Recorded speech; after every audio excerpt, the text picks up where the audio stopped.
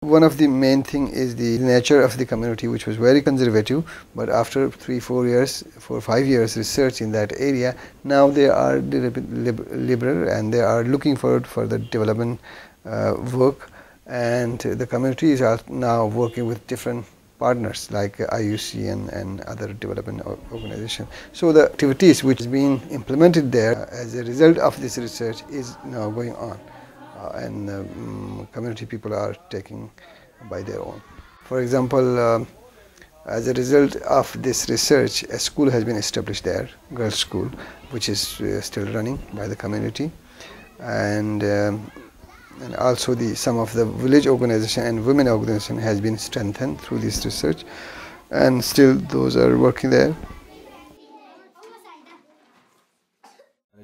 पानी का मसला है, पानी नहीं है, पाइप नहीं है, उसने भी कोशिश की, काफ़ी कोशिश की, वासे वालों को बताया, हमने भी जाके बताया।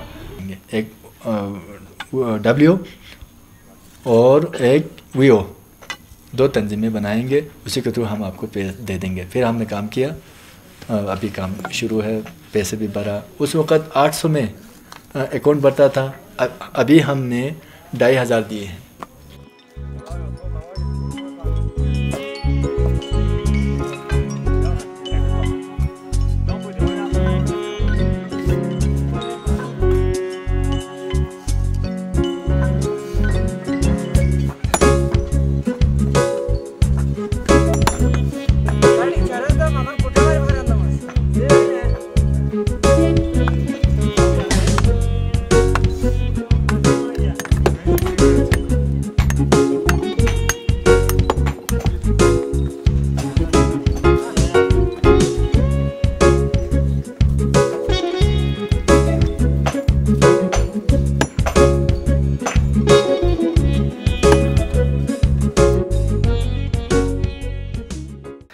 In this collaboration, AKRSP has benefited in different ways.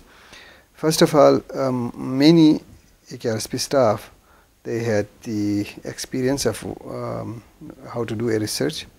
They work with a researcher, which gives them the experience of doing research, and they also learn from the counterparts coming from Norway. So that was one of the benefit where AKRSP staff get the opportunity of learning. Secondly, some of AKRSP staff and some of AKRSP colleagues who were with AKRSP got the opportunity of scholarship with the Norway Fellowship. So that was also a good opportunity for AKRSP staff. And it was also beneficial for the area where the human capacity has been built because of this research. The third one is many of the AKRSP staff, they visited Norway and they visited the university and also some other development places in Norway, which gave them the exposure and also many ideas they brought from Norway.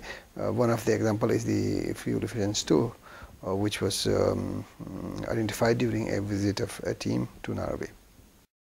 Projektet kom i gang efter et besøg fra højskolen med Nasir og Tahir var her i butikken og så kom vi i snak, og så ja, det ene tog det andre, og pludselig så stod jeg i Pakistan og måtte prøve at jobbe med ovne.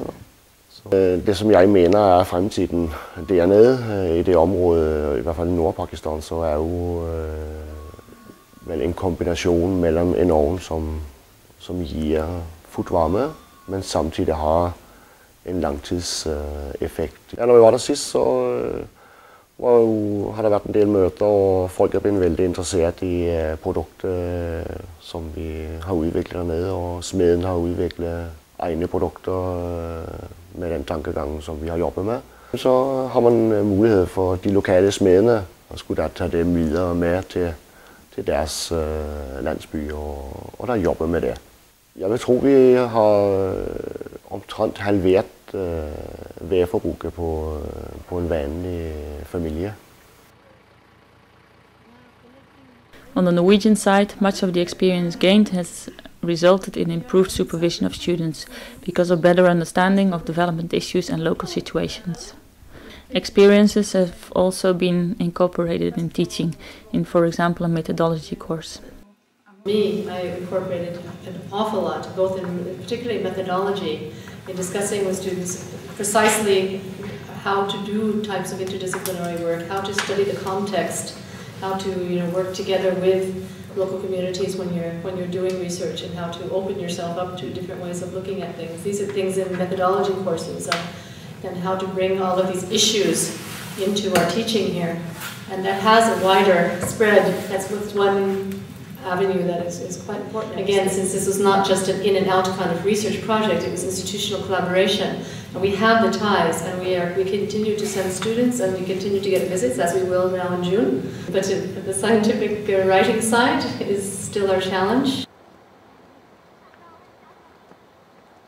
Because we were there at the same time, we were always able to ask these why questions about why maybe the forests were deteriorating, and those were interlinked with the issues of grazing and rights to grazing and use rights of forest products, and they were interlinked to the historical side of the use of the forest by the authorities and by local people, and the current use and everything. And we would be able to have these interconnected discussions, which you can't have just from a forester side or from a grazing side or from social rights side, unless you're knowing why people are using and which people are using resources for which reasons at which times of the year.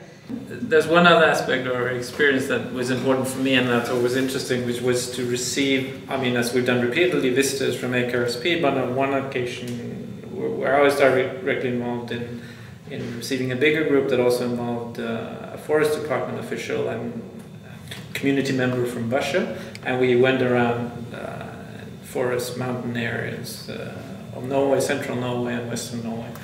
And I thought it was important and interesting to travel together and look at Norway and discuss Norway in relation to development issues in Pakistan, and I learned a lot from that. And I also discovered in that process, planning those visits, that Norwegians, municipal leaders, farmers, fjelloppsynsmenn and others were very interested in visitors from Pakistan, very interested in sharing and talking about it, and thereby also got to learn about an aspect of Norwegian Development Corporation that I don't think they were aware of, and that they were very supportive of. That was how the project, I think, was intended to be. And I got a feeling, especially on these trips in Norway, that it was that way.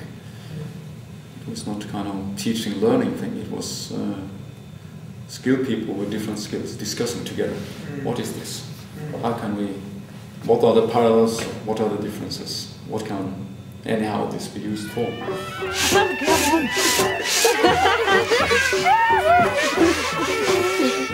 Hãy subscribe cho kênh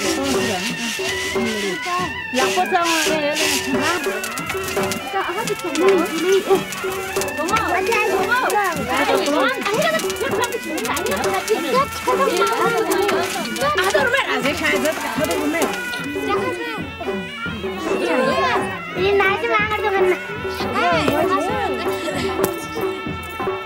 để không bỏ lỡ những video hấp dẫn.